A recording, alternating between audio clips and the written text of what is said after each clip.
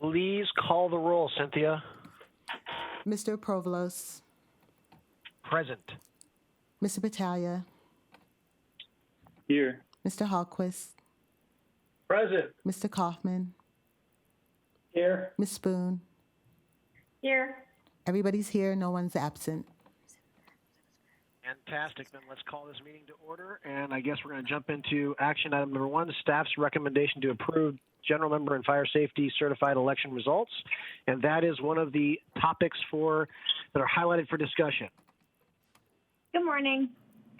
So the elections to fill the fire safety and 2 general member board seats concluded on February 11th. Paul Lotz received the majority of votes for the fire safety seat, while Sarah Mayan and Brett Bartolota were elected to fill the general member positions. And staff is already preparing onboarding and initial training for these new board members, and they will attend their first board meeting in May. All right. So can I get a motion to approve? I move to approve. So Charlie moved. A second? All seconds. Who was that? All seconds. Paul seconds. Fantastic. Okay, we are All ready. those I guess we're going to do roll call. Go ahead, Cynthia. Okay, Mr. Provolos, Yes. Mr. Battaglia, Yes. Mr. Hallquist, Aye. Mr. Kaufman, Yes. Ms. Spoon. Yes.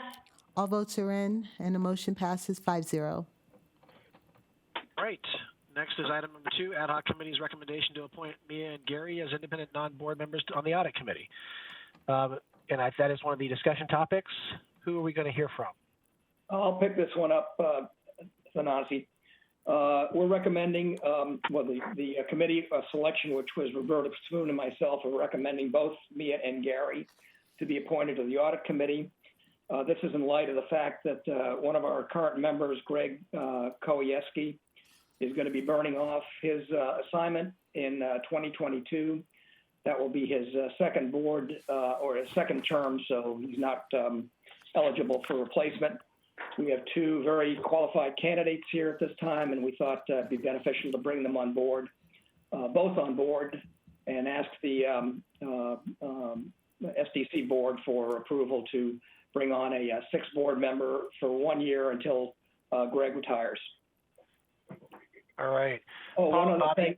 I'm sorry. Both candidates have passed their screening by SDCERS.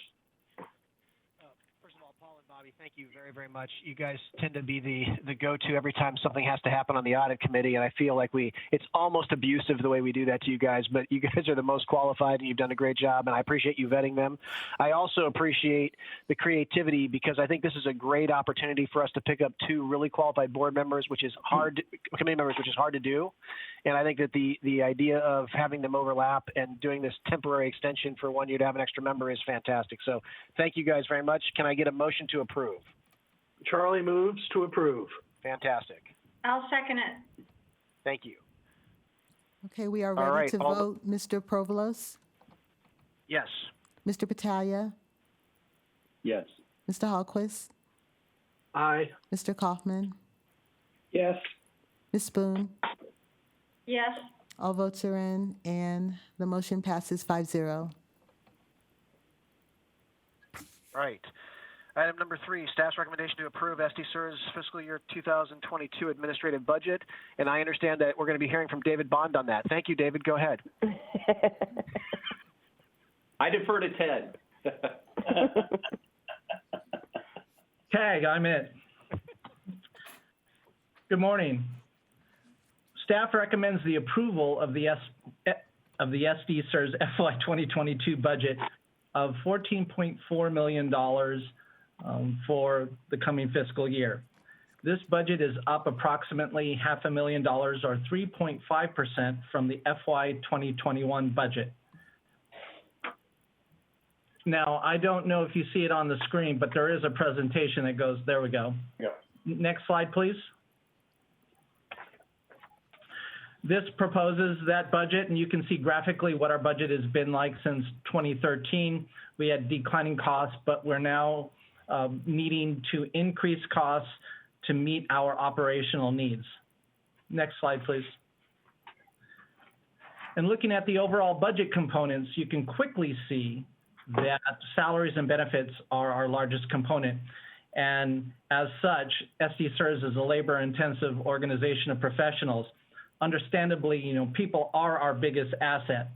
And looking at the major components of the administrative budget, you can see that we have salaries and benefits, information technology, legal fees, general operations, and then our CapEx budget. Next slide, please. This graph basically shows you how high our staffing was back in 2009 and what we've been able to do as we've modernized our organization. Staffing has been reduced to meet our operational needs, but you can see in FY 2022, we will be going up by 3 heads to 51, and I'll explain that shortly. Next slide, please. The salaries and benefits, or fringe benefits budget, is approximately $8.4 million for FY 2022. The primary single largest increase in our budget this year, approximately 60% of the increase, is related to fringe benefits. It should be noted that fringe benefits are a pass-through cost by the City of San Diego. We estimate those fringe costs according to the latest available information provided by the City of San Diego. Because we are approving our budget a few months before the City of San Diego approves theirs, there is always the chance that the actual fringe rates will be higher than what we budget, and that's what has occurred for FY 2021 and FY 2022.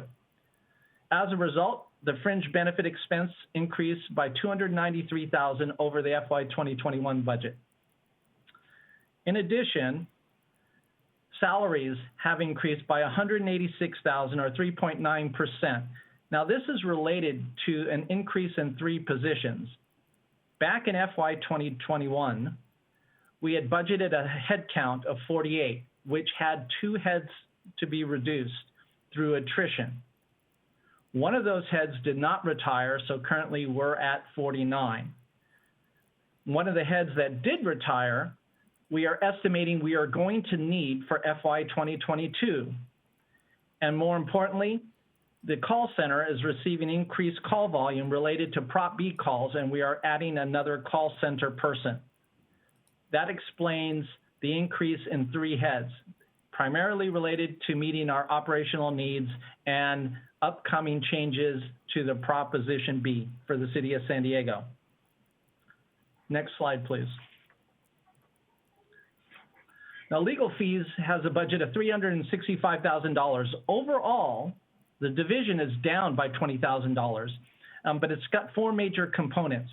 Litigation costs are going to be on par with, are estimated to be on par with FY 2021.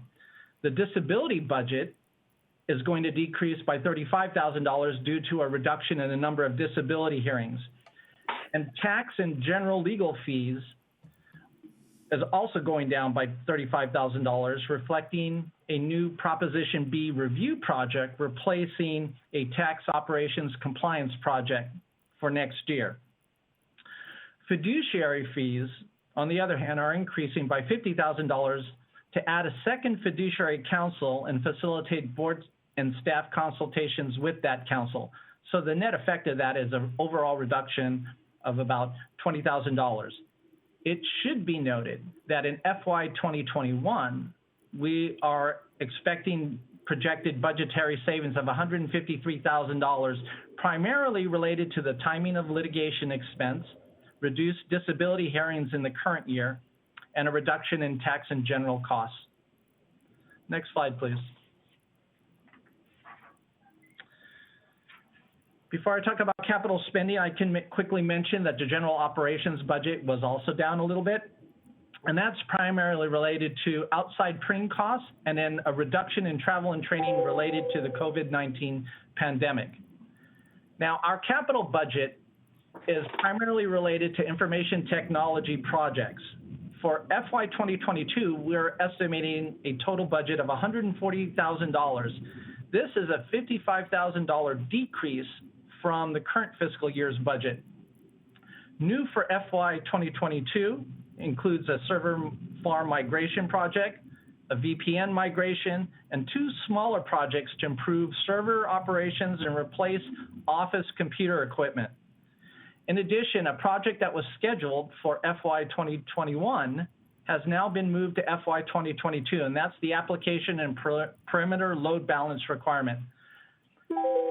I'd like to quickly thank the IT group, the information technology group, because while the CapEx spending is predominantly theirs, they have met a lot of challenges this year during the COVID-19 pandemic, and they've helped us transition to a remote organization while keeping our service levels high.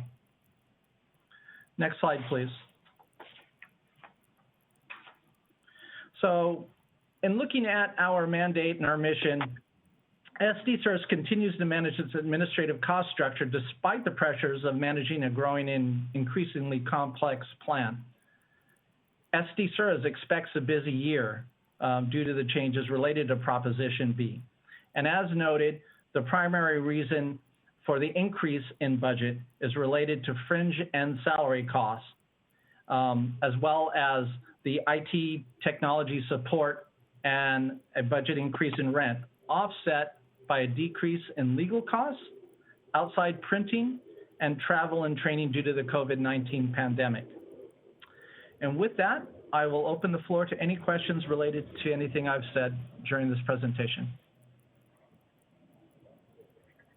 Hearing none, can I? Oh, go ahead, Paul. Quick question. I assume one of the assumptions in here is that SDCERS stays in its current location? Through the lease term, yes. Greg and Marcel can add to that if necessary. Hi, Paul. This is Greg. Yeah. Yes, we will be reevaluating our workspace requirements and looking at if we stay in our current space or move to a new space in the coming fiscal years. But Ted is correct. At this point, we're still underneath our current lease structure. Okay, good. I have a question. First of all, Ted, I want to compliment you on how well you presented this budget and how well you prepared it. I really have absolutely no questions other than I'd like to know what the across-the-board pay increase is that you have included in the budget and what the difference is. Are there any merit-based increases in addition to that? So currently, Bobby, there are no budgeted across-the-board increases. Over the past couple of years, there were increases at the city and salary adjustments to certain positions, but this was done at the city level that flowed through to SDCERS. Right. But currently, there are no across-the-board increases in salary. So would you expect that to come when the city presents their budget? Well, so unfortunately, Bobby, I'm not. Yes, I'll let Marcel chime in. Bobby, right now, the city is in negotiations with all 6 of their employee unions. And generally, once they finish those negotiations, then the negotiations they have with MEA, the Municipal Employees Association, impacts about 2/3 of our staff. Traditionally, the city has taken whatever it negotiates with MEA and applied that to the unclassified staff. But they are still in the midst of negotiations, and we have not heard any news about whether they anticipate increases in the next fiscal year. And unrelated to the budget, have you heard anything from them about that compensation study that they just completed? It was in the newspaper a couple of weeks ago.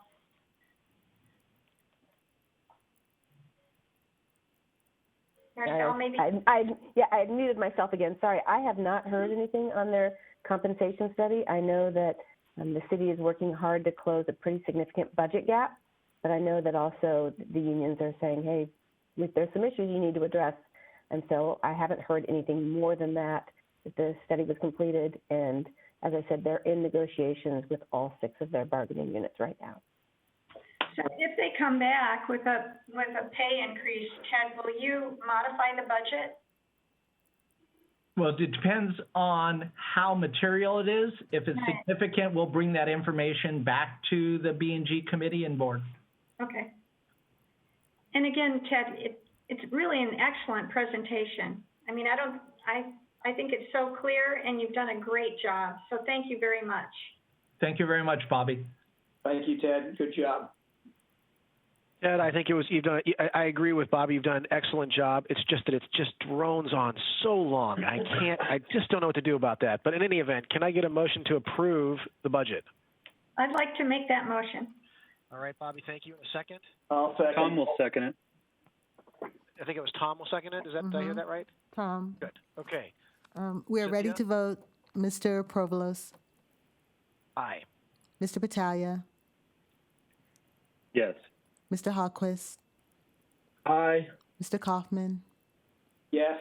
Ms. Spoon. Yes. All votes are in, and the motion passes 5-0. Fantastic. Now we're entering my favorite part of the agenda because the next three do not require comments. And so, with regard to number 4, staff's recommendation to amend Division 7 and 8 of the board rules, are there any questions or comments by the committee members? Hearing none, can I get a motion to approve? I'll move, Charlie. Thank you, Charlie. A second. All seconds. God bless you, Paul. All right. Cynthia. Mr. Provolos, Yes. Mr. Battaglia,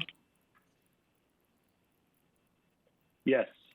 Mr. Hallquist, Aye. Mr. Kaufman, Yes. Ms. Spoon. Yes. All votes are in, and the motion passes 5-0. Fantastic. Item number 5, staff's recommendation to waive board rule 6.5, allowing Mr. Ortanez to elect to extend his drop period. Are there any questions or comments from the committee? Hearing none, do I have a motion to approve? I'll make it. Thank you, Bobby. Second. Paul, seconds. Thank you, Paul. We are ready to vote. Mr. Provolos, Yes.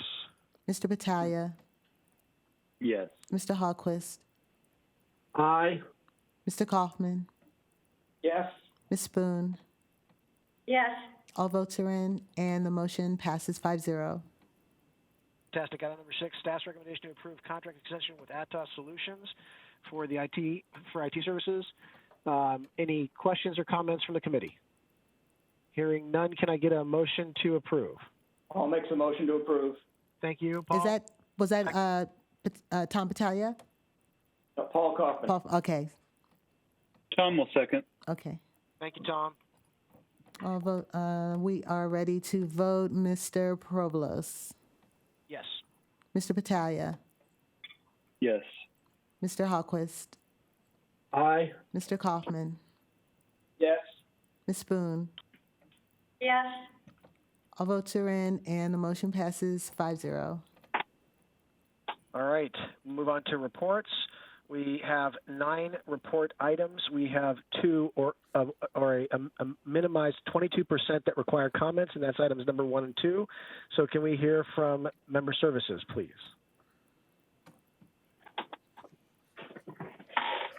That was a brilliant report, Cynthia. Thank you very much. I'm kidding. Good morning. Good morning, Victoria Federizo. First off, I want to thank Mr. Provolos for his service on the board. I work with Cynthia Queen. My duties include managing the SDCERS call center.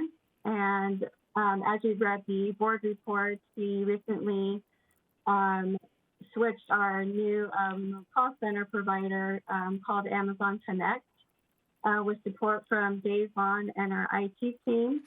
I was able to review the test system, create documentation, train our call center team in less than 2 weeks. Claudia, Sorema, Raven, and Selene did an excellent job in quickly learning the new system. We're extremely happy and satisfied with the new application, and our members receive a even better customer experience.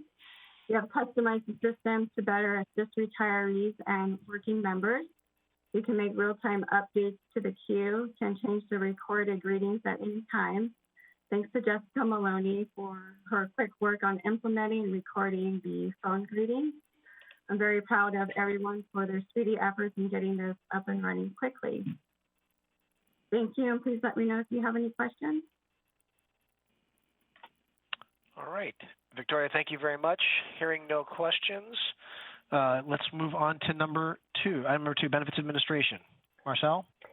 Good morning. I wanted to give you all a quick update on Proposition B and where the progress is on that.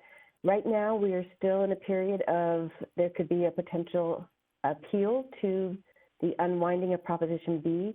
The City Attorney's Office has told us that that deadline is April 9th. So we are not waiting for that deadline to occur. What we have done here at SDCERS is we've established an executive steering committee made up of your leadership team. And then we have also established a working group here that is comprised of Jessica Maloney, Fong Nguyen, Melanie Peter, Monty Pareto, Vilma Rodriguez, and Michelle Regna-Malecki. So we have already started meeting with that group to talk about what we need to look at from a equipment standpoint, from an IRIS standpoint, communication standpoint, all of those issues if Prop B does unwind. The city has established a task force, and that task force is a cross-departmental task force. It's headed by the CFO over at the city, Matt Vespi. It has representation from the Department of Finance, City Attorney's Office, Independent Budget Analyst, Personnel, Risk Management, Human Resources, Debt Management, the Department of IT, and then SDCERS, and I am the liaison to that team. They recently also established a small subgroup that is working on going through the issues and considerations that SDCERS has identified from our perspective on questions we need answered from the city on how we would go forward. Right now, preliminary information from the city says there are almost 4,000 employees who are active employees at the city who would become members of SDCERS if Prop B is overturned, if that's upheld. And there are almost 1,800 members or 1,800 employees who have separated service from the city. So they were employed during the Prop B time and they are no longer employed by the city. So those are the numbers we're working with. Here at SDCERS, as I said, we have our working group. We also are working closely with Chiron, our actuary, and with our tax council and our fiduciary council to make sure that we are clear on any impact to the proposals that may come from the city. And I'm happy to answer any questions you all may have on Prop B. All right, Marcel, thank you very much. I don't hear any comments. That moves us on to item number 3, and I'm going to go out on a limb here on items 3 through 9. Can I just get are there committee members that want to hear about any of those topics? All right, hearing none, I want to thank you guys for that. So that being the case, before we get into, are there any questions and comments from the chair, the board members, and staff?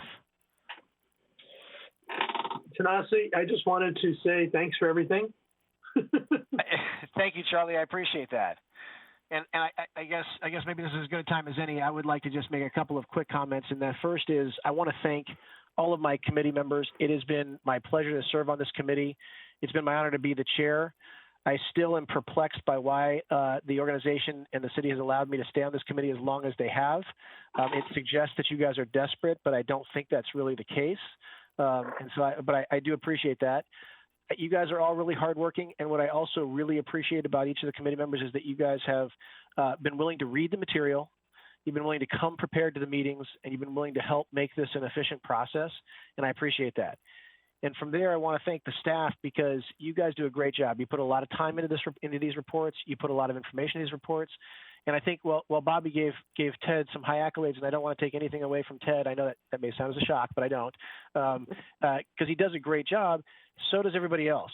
You guys put a lot of time and effort into these things, and I think that you should feel when you hear that there are no questions or comments, I think you need to take that as the fact that you guys did exactly what you're supposed to do. It was complete, it was well thought out, and it was well written.